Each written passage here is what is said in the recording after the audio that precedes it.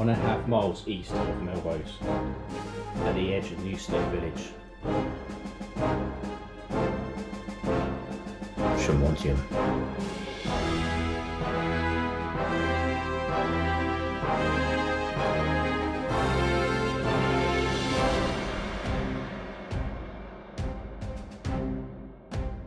Still occupied after the construction of Hadrian's Wall, 120 AD. It was located 60 miles north of the walls in seriously hostile territory. It was about 3 times as big as any of the forts on the Hadrian's Wall, and in its later period became the most northerly settlement of the whole Roman Empire.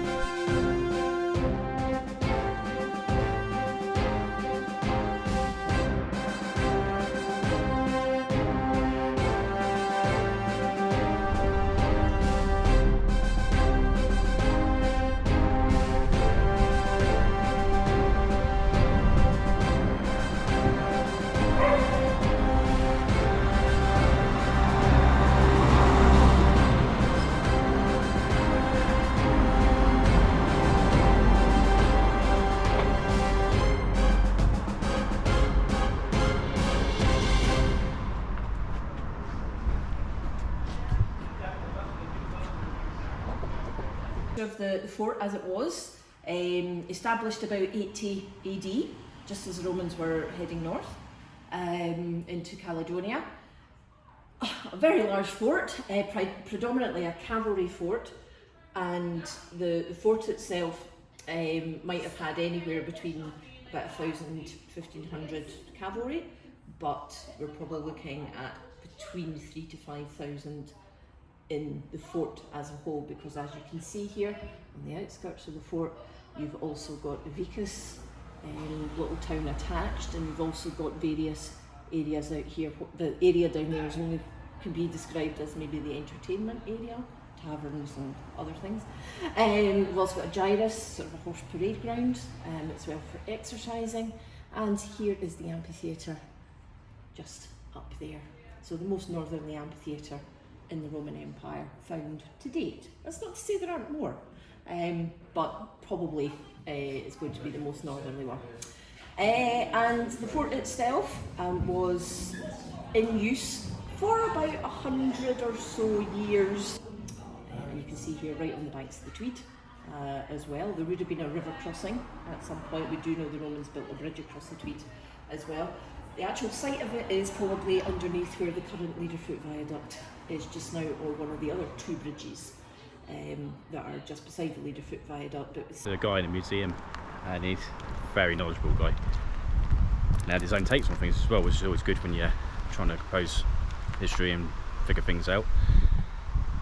He's saying this book down here was basically the guy's tag. And it mentions on there that he had a pension, and then what he was saying was, how do they go about administering pensions? It must have gone all the way. It must have some sort of database. Well, it wouldn't have been a database because it's not computers, but it's some kind of central point. And they reckon how it's in Rome, and it's literally like labels. They take labels off of all the people who had the pensions, and you'd have to administrate that throughout all your regions. Yeah. Just incredible. You don't really think of things like that. It states the guy had a pension, he had property after serving 25 years. And like 25 years in the Roman army, you can't imagine very many people getting to the age of retirement and getting a pension, could you? Quite a brutal life.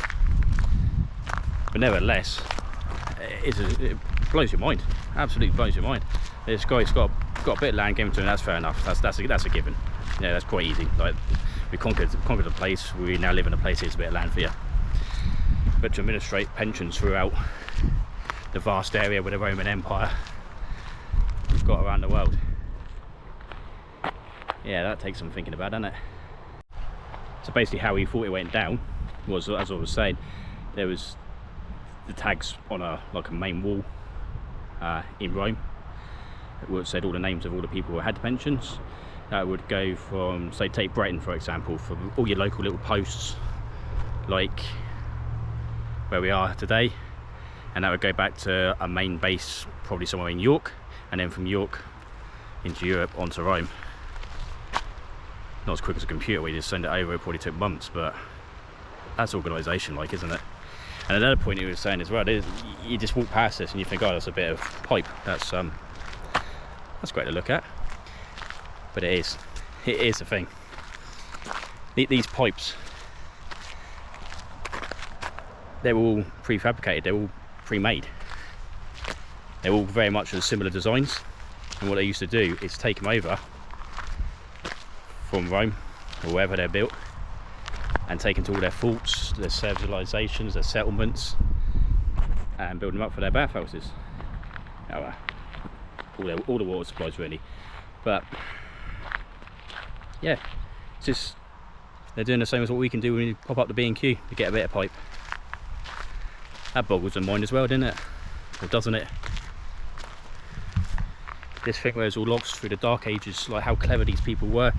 They ripped things down, so we've got documentation. Although he did come up with another very good point on that, is they ripped stuff down, but obviously that was the Roman truth, that was their truth, that's how it happened. Which through the course of history is written by the victors, admittedly. But yeah, got to take it with a little bit of pinch of salt, because it's going to be a very biased Roman point of view.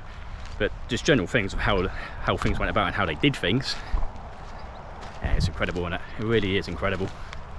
And another point you might look over, a bit of glass. Well, we found a bit of glass, that's not exactly that exciting, is it? Until the guy pointed it out. Look how smooth it is.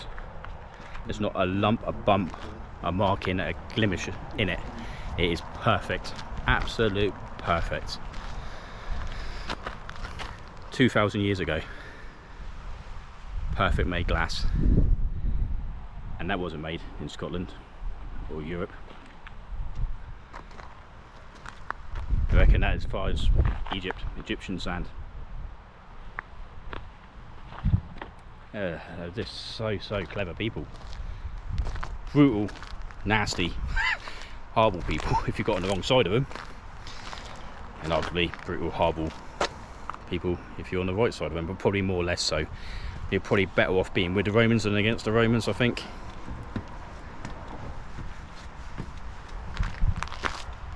Yeah, clever people. One more final point.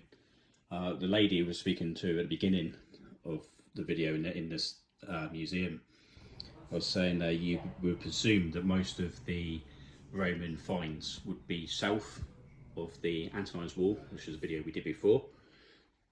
However, she pointed out a very valid point. The Romans were the first known or first documented people to circumnavigate the whole of Britain. As far up as Inverness and Orkney. Yeah, amazing people. Granted, as she said as well, actually, there might have been people before, but they used to write things down, they documented it, so there's evidence that they did that. However, our journey, we are heading south. So a bit of a spoiler alert for the next video, it's going to be Hadrian's Wall. We're going to get there, we're going to go along to the Sycamore Gap and tell you a little bit of history about that. As always, I hope you've enjoyed this video. If you haven't subscribed, subscribe. I'll catch you guys next time.